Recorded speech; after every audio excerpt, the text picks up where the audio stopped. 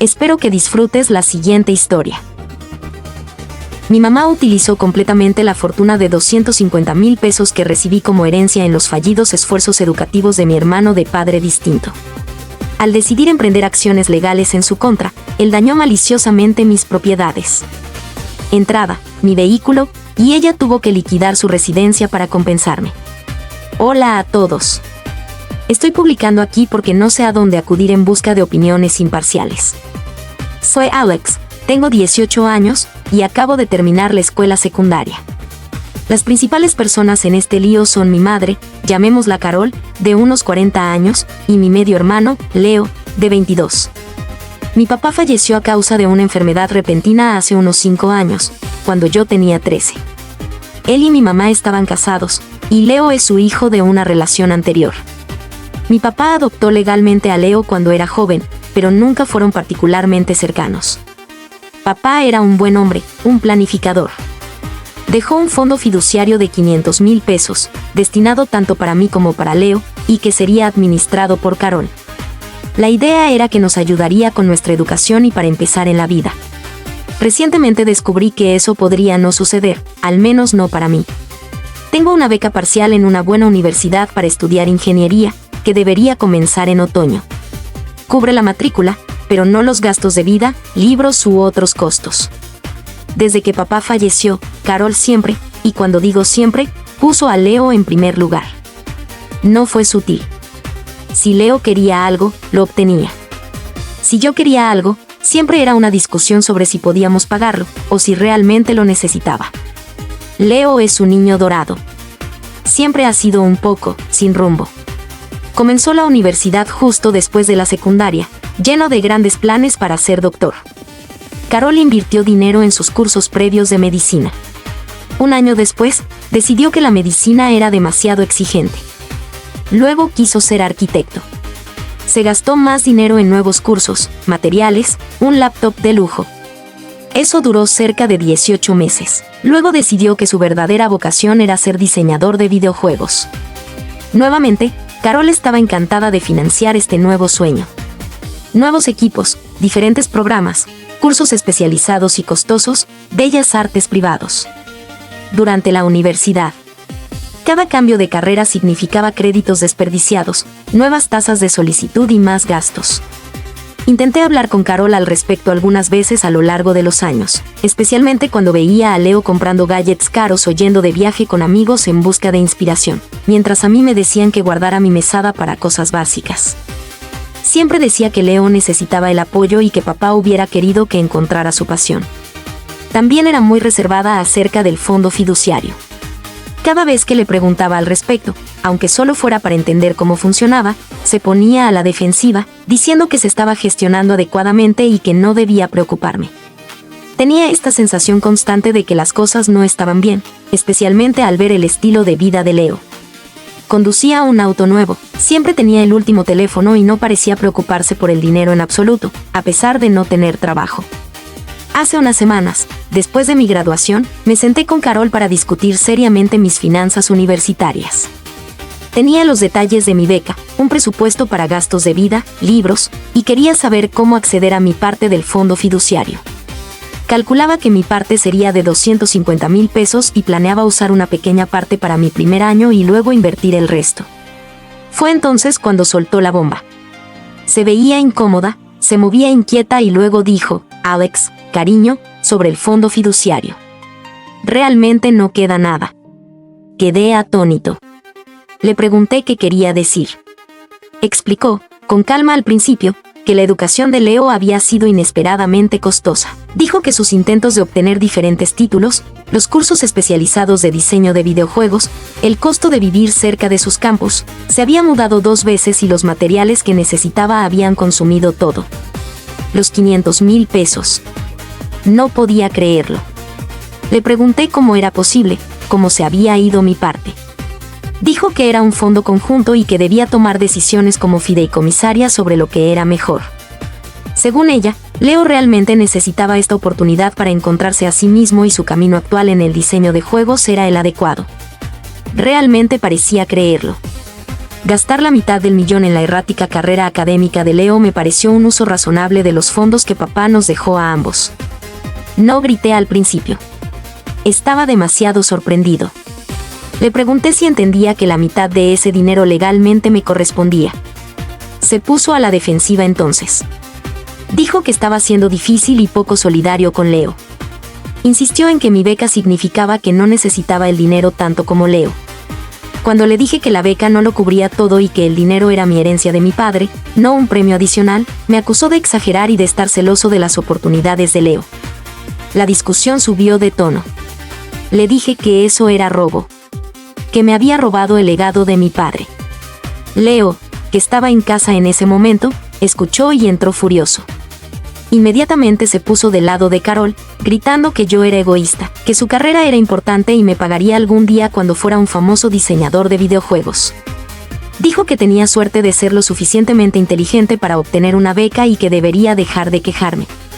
Carol entonces empezó a llorar, diciendo que había hecho lo que creía mejor y que si seguía con esto, si intentaba recuperar mi dinero, arruinaría su vida. Dijo que quizás tendría que vender la casa que papá y ella compraron juntos, la casa donde crecí. Afirmó que cualquier acción legal pondría en peligro la casa. Esta era su gran carta de chantaje emocional. Salí de la casa y me fui a vivir con un amigo. Pasé los siguientes días aturdido, tratando de procesar la traición. Comencé a investigar leyes de fideicomiso y derechos de herencia en línea. Todo lo que leí sugiere que violó gravemente su deber fiduciario. Han pasado unas 3 semanas desde esa conversación. La tensión es insoportable. Solo he vuelto a la casa un par de veces para recoger mis cosas, y cada vez Carol llora o intenta hacerme sentir culpable. Leo está abiertamente hostil. Aún no he tomado decisiones firmes, pero he llegado a la conclusión de que no puedo dejar pasar esto. Esto no es solo a veces se trata del descarado desprecio hacia los deseos de mi padre y hacia mi futuro. Carol ahora está alternando entre disculpas llorosas, sin admitir realmente haber hecho algo mal, y acusaciones enojadas.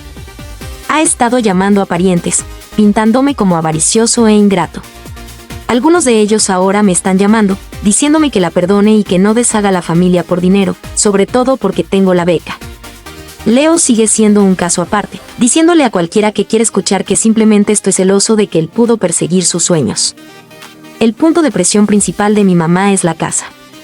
Sigue diciendo que si la demanda, la perderá, y todos nos quedaremos sin hogar, aunque de todas formas yo no estaría viviendo allí. No sé si la casa realmente está en juego, o si también manejó mal otros fondos y el dinero del fideicomiso fue solo una parte de un problema mayor. O si simplemente está diciendo eso para manipularme. Siento que me están acorralando. Mi padre quería proveer para mí, y su provisión ha sido malgastada en mi medio hermano con la completa complicidad de mi madre. Estaría mal si consultó a un abogado y demandó a mi madre por mi parte de la herencia, incluso con la posibilidad de que eso podría llevarla a tener que vender la casa familiar. Soy realmente poco solidario, exagerado y envidioso por querer lo que mi padre tenía previsto para mí, sobre todo cuando mi beca no cubre todos mis gastos universitarios. Actualización 1 en primer lugar. Gracias a todos los que comentaron en mi publicación original. Recibí muchos mensajes, y la mayoría coincidía en que necesitaba hablar con un abogado. Muchos de ustedes pidieron aclaraciones, así que intentaré abordar los principales. Detalles del testamento y fideicomiso de papá. Algunas personas preguntaron por los detalles específicos. El testamento de mi padre estipulaba que los 500,000 pesos se debían poner en un fideicomiso, con Carol como única fiduciaria. El término establecía que era para la educación, el mantenimiento y el beneficio general de sus 2 hijos, Alex y Leo, divididos substancialmente igual a medida que llegáramos a la mayoría de edad o lo necesitáramos para una educación importante. Todos los gastos. No había una cláusula estricta que limitara los gastos a los 25 años, sino que más bien quedaba a discreción del fiduciario para necesidades legítimas. La parte fundamental es en lo que se basa mi argumento. Se suponía que ella actuaría en beneficio de ambos. Respecto a la educación costosa de Leo, para aquellos que preguntan acerca de las costosas educaciones de Leo, 1 año de premedicina en una universidad estándar, con matrícula, libros y tarifas de laboratorio. Vivió en casa durante esto. Arquitectura, 1.5 años, cambió a otra universidad con un programa reconocido. Mayor matrícula, costosos materiales arquitectónicos, software, y se mudó a una residencia estudiantil en lugar de un apartamento más cerca de ese campus.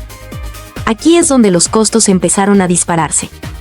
Diseño de videojuegos, 2.5 años y contando, aparentemente, inscrito en una escuela de artes privada, notoriamente costosa, computadora de última generación, montaje de realidad virtual, diversas suscripciones de software, y afirmaba necesitar un mejor apartamento para un entorno creativo. Aparentemente, Carol también pagó por varios viajes de networking a convenciones de juegos. Estimo de manera conservadora, conociendo las tarifas de esa escuela de artes, que sus 2 intentos finales fácilmente podrían haber superado los $200K cada uno si incluimos los gastos inflados de vida y toda la tecnología. Ni siquiera se tiene en cuenta el primer año de premedicina. Está claro que Carol nunca dijo que no. Situación financiera de Carol. Ella tiene un trabajo administrativo de nivel medio. Decente, pero no suficiente para costear el estilo de vida de Leo y pagar la casa y ahorrar. La casa tiene una hipoteca, pero papá había pagado una gran parte de ella. Está claro que papá era el principal planificador financiero. Todavía estoy descubriendo cómo accedió al principal del fideicomiso sin ningún control, pero como única fiduciaria, probablemente tenía amplios poderes. Leer sus comentarios, y especialmente los que me instan a ver esto como un problema legal y no solo como una disputa familiar, ayuda a solidificar mi determinación. La beca es una distracción que Carol está usando para culparme. Papá me dejó ese dinero independientemente de otras oportunidades que pudiera encontrar. Su función como fiduciaria no era decidir quién lo necesitaba más basándose en su favoritismo propio, no significa gestionarlo de manera responsable para ambas partes. Gastarlo todo en uno, especialmente de forma tan frívola, es una clara violación. La idea de que el dinero ganado con tanto esfuerzo por mi padre se derrochó en los caprichos de Leo mientras esperaba que yo solo estuviera agradecido por mi beca se volvía cada vez más escandalosa a medida que lo pensaba más. Seguí el consejo. Encontré a un abogado especializado en litigios de herencias y fideicomisos. Muchos de ustedes preguntaron cómo podía permitirme esto, siendo un joven de 18 años a punto de comenzar la universidad. El abogado que encontré ofrece consultas iniciales gratuitas. Después de revisar los detalles del testamento de papá en la situación, estaba seguro de la solidez de mi caso. Aceptó trabajar en base a honorarios contingentes. Esto significa que solo se le pagará un porcentaje del dinero recuperado si ganamos. Si no ganamos, no le debo por su tiempo, solo por gastos directos como tasas judiciales, que dijo que podríamos gestionar según surgieran o incluso aplazar algunos. Esta era la única manera de avanzar. Así que lo contraté. El primer paso fue enviar una carta formal de demanda a Carol. La carta, redactada por mi abogado, detalla sus obligaciones como fiduciaria, el incumplimiento de esas obligaciones y exige una auditoría completa del fideicomiso y la restitución inmediata de mi parte, $250,000 en 30 días. También establece que el incumplimiento resultará en acciones legales para recuperar los fondos, incluida la búsqueda de daños y costos legales. La enviamos por correo certificado, para que no pueda decir que no la recibió. Fue entregada hace 3 días. La reacción fue predecible, pero aún impactante en su intensidad. Carol me llamó la noche en que recibió la carta. Estaba histérica. No solo lloraba, gritaba. Me llamó víbora, ingrato, desalmado, y dijo que estaba tratando de dejarla sin hogar y en la miseria. Luego se puso Leo al teléfono. Fue aún peor. Estaba gritando que yo era un bastardo codicioso y que esta acción legal arruinaría su futuro profesional porque ahora Carol ya no podría.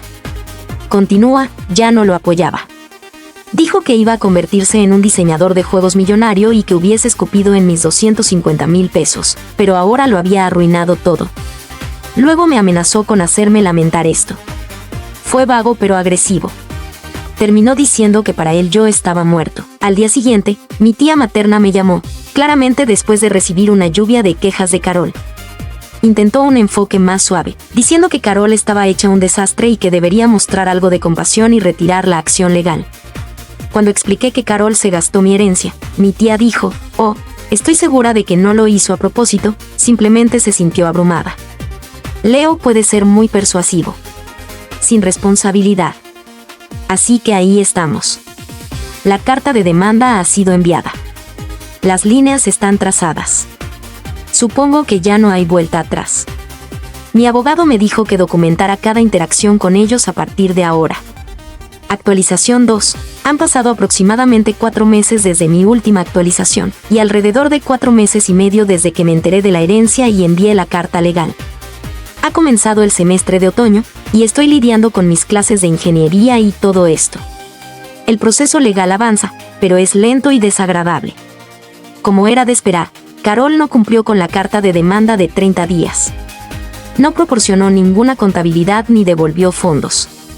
Su única respuesta fue a través de un abogado que contrató, básicamente negando cualquier mala conducta y afirmando que actuó de buena fe y en el mejor interés de los beneficiarios, lo cual es ridículo, dado que lo gastó todo en uno solo. Por lo tanto, mi abogado presentó una petición en el Tribunal de Sucesiones para exigir una contabilidad y penalizar a Carol por los fondos malversados. Ahora estamos en la fase de descubrimiento. Esto significa solicitar formalmente documentos, extractos bancarios, recibos, cualquier cosa relacionada con el fideicomiso y sus gastos. Carol está luchando en cada paso del camino. Su abogado está utilizando todas las tácticas de retraso imaginables. Han incumplido fechas límite para proporcionar documentos, han dado registros incompletos y han objetado casi cada solicitud que hemos hecho. Es increíblemente frustrante. Mi abogado dice, esto es común cuando el acusado tiene mucho que ocultar. Leo está totalmente fuera de control. Sí tuvo que hacer algunos cambios. Su asignación de Carol claramente se agotó. Por lo que he podido averiguar a través de conocidos en común, no estoy hablando con nadie que esté directamente de su parte. Tuvo que renunciar a su apartamento elegante cerca del Colegio de Artes porque Carol no pudo pagar el alquiler. Aparentemente, ahora está viviendo con ella de nuevo. También parece haber abandonado el curso de diseño de juegos, o está fracasando, porque ya no recibe fondos para las cuotas o el costoso software. Me culpa a mí de todo, muy públicamente en las redes sociales, llamándome ladrón que está destruyendo sus sueños. Sus publicaciones están desequilibradas, llenas de errores y rabia. Incluso publicó una foto de mi papá, diciendo que mi padre se avergonzaría de mí. Eso dolió mucho, pero mi abogado me aconsejó no responder. Los gastos de subsistencia son ajustados. La beca es genial para la matrícula, pero el alquiler, la comida y los libros en una ciudad universitaria suman. Estoy trabajando medio tiempo en un trabajo en el campus en la biblioteca, 15 horas a la semana. Ayuda, pero estoy constantemente consciente de que esta lucha es un resultado directo de las acciones de Carol. La seguridad financiera que papá quería para mí simplemente se ha ido. El estrés es bastante inmenso, tratando de concentrarme en las exigentes tareas escolares mientras esta batalla legal sigue en curso. El desarrollo más impactante ocurrió el mes pasado. Carol, a través de su abogado, propuso un acuerdo. Ofreció 10,000 pesos. 10,000 pesos. En total. A pagarse en cuotas durante 2 años. Afirmó que eso era todo lo que podía permitirse y que yo debería tomarlo como un gesto de buena voluntad. Mi abogado y yo obviamente lo rechazamos de inmediato. Fue insultante. Esta oferta llegó después de que mostráramos a su abogado algunas de las condenatorias declaraciones bancarias, así que se sintió como un intento desesperado de bajar el precio para que esto se solucionara barato. Después de rechazar la oferta, Leo intensificó. Apareció fuera de mi edificio de apartamentos una noche. Yo estaba regresando de una sesión de estudio tardía. Él estaba esperando en la entrada, luciendo desaliñado y enojado. Se haría. Comenzó a gritarme, insultándome, diciendo que estaba arruinando su vida y que pagaría por ello. Se acercó mucho a mí, y por un momento pensé que iba a volverse físico. Estaba apretando los puños y prácticamente escupiendo de rabia. En ese momento, mi vecino salió, vio lo que ocurría, y le gritó a Leo que me dejara en paz. Leo se retiró, gritó algunas obscenidades más, y luego se marchó furioso. Yo estaba conmocionado. Informé del incidente a la policía, proporcionando su nombre y lo sucedido. Tomaron nota, pero dijeron que no podían hacer mucho a menos que me agrediera físicamente. Desde entonces, he sido mucho más cuidadoso con mi entorno. Mi abogado también envió una carta de advertencia al abogado de Carol sobre el comportamiento de Leo, indicando que cualquier acoso adicional resultaría en medidas de orden de alejamiento. La estrategia de Carol parece ser hacerse la víctima y obstruir. Está diciendo a los familiares que la estoy arrastrando a un costoso proceso legal que la está estresando, y que yo soy el que actúa de manera irrazonable por no aceptar sus disculpas, que en realidad nunca me dio por la malversación financiera y la oferta de liquidación irrisoria. La familia está bastante dividida. La familia de mi padre, con la que me he reconectado más desde que esto comenzó, está furiosa en mi nombre y muy solidaria. La familia de mi madre en su mayoría está apoyando su postura o manteniéndose al margen. La lucha está lejos de terminar. Mi abogado está preparando ahora una solicitud para obligar a Carol a proporcionar los estados financieros detallados completos que hemos solicitado y sancionarla por no cumplir. Se siente como si cada paso adelante fuera una batalla. Actualización 3. Han pasado otros 8 meses. Entonces, ha pasado un año completo desde que publiqué por primera vez aquí preguntando si sería el malo por demandar a mi madre. La universidad ahora se encuentra en el receso de verano después de mi primer año. Ese año ha sido una prueba de fuego, tanto académica como personalmente. La batalla legal se ha intensificado significativamente.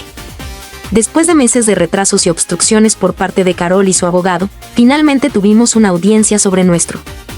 Un documento legal fue presentado para exigir un informe completo y sanciones. El juez no quedó impresionado con las excusas de Carol. Le ordenó que entregara todos los documentos financieros solicitados relacionados con el fideicomiso en un plazo de 15 días. Los documentos, al llegar finalmente, eran un desastre, desorganizados, incompletos en algunos lugares, pero lo que estaba allí pintaba una imagen aún más clara de mala gestión y evidente favoritismo. No era solo para la matrícula de Leo y los gastos educativos aprobados.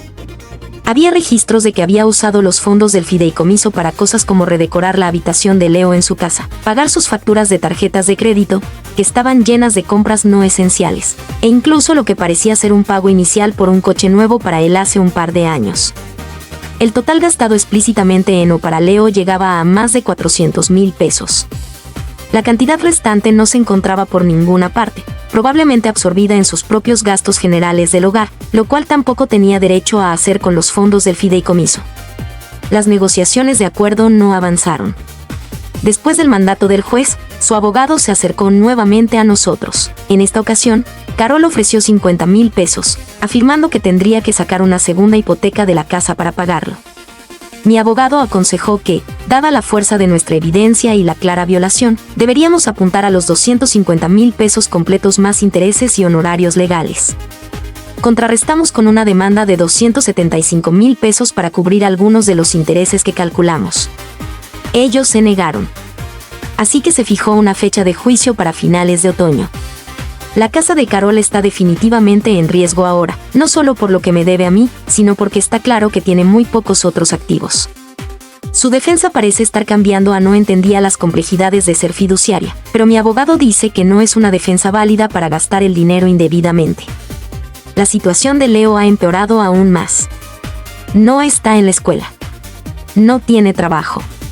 Aparentemente, pasa la mayor parte del tiempo en casa, probablemente también haciendo la vida miserable a Carol, aunque no tengo simpatía por ella.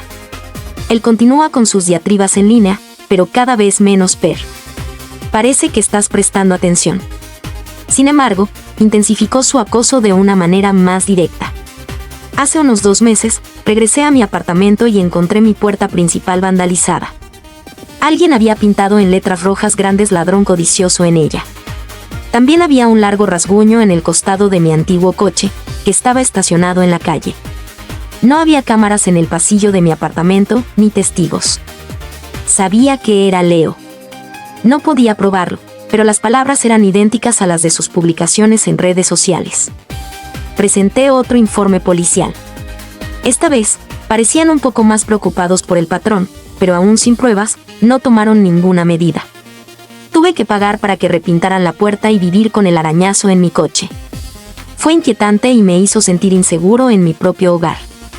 El mayor colapso de Carol ocurrió poco después de que se fijara la fecha del juicio. De alguna manera obtuvo mi dirección de correo electrónico de la universidad, probablemente de una vieja lista de contactos, y me envió un largo y confuso correo electrónico abusivo. Eran páginas acusándome de ser un monstruo, de intentar destruirla, de faltarle el respeto a la memoria de mi padre al separar a su familia. Alegaba que estaba teniendo problemas de salud debido al estrés que yo le estaba causando. Detallaba todos los sacrificios que había hecho por mí cuando era niño, principalmente deberes parentales básicos, y contrastaba eso con mi actual traición. El correo electrónico estaba lleno de autocompasión y culpas, sin ningún reconocimiento de sus acciones con el fondo fiduciario. Lo terminaba diciendo que si perdía la casa, sería una carga en mi conciencia para siempre y que nunca me perdonaría. Luego, hace unas 3 semanas, llegó el acto más desquiciado de Leo. Carol me llamó, sonando verdaderamente preocupada por una vez. Dijo que Leo había tenido un colapso. Aparentemente, después de otra discusión con ella, probablemente sobre dinero o su falta de perspectivas, se había cortado superficialmente el brazo con un cuchillo de cocina. No era para poner su vida en peligro, pero suficiente para que sangrara y necesitara puntos de sutura. Luego le dijo a Carol que era mi culpa, que yo había causado. Carol me llevó a esto al arrebatarle su futuro.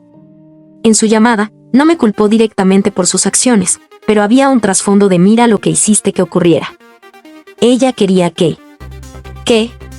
¿Dejar la demanda para que Leo mejorara mágicamente? Lo llevaron al hospital, le cosieron y lo pusieron en observación psiquiátrica obligatoria durante 72 horas. Mi abogado se enteró porque el abogado de Carol intentó utilizar este incidente para solicitar un aplazamiento del juicio, citando la angustia emocional de Carol por el bienestar de su hijo. El juez denegó el aplazamiento. La traición ahora se siente completa y multifacética. No es solo el dinero, es el asesinato de carácter, el chantaje emocional, la promoción del comportamiento destructivo de Leo, y ahora este intento de utilizar su lesión autoinfligida para manipular el proceso legal. La lucha continúa. Mi abogado se está preparando para el juicio. Yo me estoy preparando para testificar. No hay vuelta atrás, y francamente, cualquier esperanza persistente que tuviera de algún tipo de relación normal con ellos ha desaparecido. Se trata simplemente de recuperar lo que es mío y hacer que Carol responda por sus acciones. Han pasado otro año y medio. 2 años y medio desde que esta pesadilla comenzó cuando le pregunté a mi mamá sobre mi herencia. Ahora estoy a mitad de mi 3er año de universidad. La batalla legal, en su mayor parte, ha terminado. El juicio ocurrió en noviembre pasado. Duró 3 días. La defensa de Carol fue tan débil en el tribunal como en papel. Sus intentos de retratarse a sí misma como una viuda confundida y abrumada que simplemente malinterpretó sus responsabilidades fracasaron cuando mi abogado presentó los términos claros del fideicomiso y la montaña de pruebas financieras que mostraban la depleción sistemática de fondos en beneficio de Leo y otros fines no relacionados con el fideicomiso. Carol lloró en el estrado. Leo no fue llamado a declarar por su abogado, probablemente porque habría sido un obstáculo. Tuve que testificar. Hablé sobre mi papá, sus intenciones según las entendía, y la conversación donde Carol reveló: el dinero se había ido. Presenté los hechos lo más calmadamente que pude. Su abogado intentó pintarme como vengativo y ávido de dinero, sacando a relucir mi beca repetidamente, pero mi abogado contrarrestó eficazmente que mi beca era irrelevante a la violación del deber fiduciario de Carol. El juez emitió su fallo aproximadamente 6 semanas después del juicio. Gané. La sentencia estaba a mi favor por los completos 250,000 pesos en intereses previos al juicio, elevando el total a poco más de 280,000 pesos. Sin embargo, obtener el dinero ha sido otra saga. Carol no tenía los fondos disponibles de inmediato. Como sospechábamos, su principal activo era la casa. Al principio se negó a venderla. Mi abogado tuvo que iniciar procedimientos de ejecución, lo que implicó poner un gravamen sobre la casa. Durante meses, intentó de todo para evitar venderla, solicitando préstamos que no podía obtener, implorando a la familia un rescate, pero nadie estaba dispuesto o en capacidad de cubrir esa cantidad. Leo, según escuché, estaba furioso, no porque su mamá estuviera en problemas, sino porque su vida cómoda realmente había terminado. La casa finalmente se vendió bajo presión hace unos 4 meses. Después de pagar la hipoteca y deducir los costos legales asociados con la venta, alcanzó para cubrir aproximadamente 220,000 pesos de la sentencia que me debían. Así que no recibí la cantidad completa. Carol se quedó con muy poco. Mi abogado mencionó que podríamos perseguirla por los 60,000 pesos restantes, pero sus ingresos son bajos y no tiene otros activos significativos. Sería como sacar agua de una piedra, y los costos legales solo seguirían aumentando para mí. Decidí cortar mis pérdidas y aceptar los 220,000 pesos como lo más probable a recuperar. Así que, ese es el final de la historia. Recuperé una parte significativa de mi herencia, pero a un alto precio. Una tierra quemada. Quiero agradecer a todos en este foro que me brindaron consejos y apoyo desde el principio. Me ayudaron a encontrar la fuerza para dar ese primer paso. Esta es la actualización final. No hay más que decir sobre Carol o Leo. Ellos tomaron sus decisiones, y yo tomé la mía. Ahora solo necesito concentrarme en mi propio futuro, aquel que mi papá hubiera querido que construyera. Y hasta aquí llega este relato, pero no es el final. Es solo una pausa. Si quieres seguir viendo relatos como este, tu apoyo es clave. Suscríbete, comenta, activa la campanita, comparte y deja tu like, que es gratis y me impulsa a crear más contenido. Gracias por llegar hasta aquí. Nos vemos en el próximo relato. No faltes.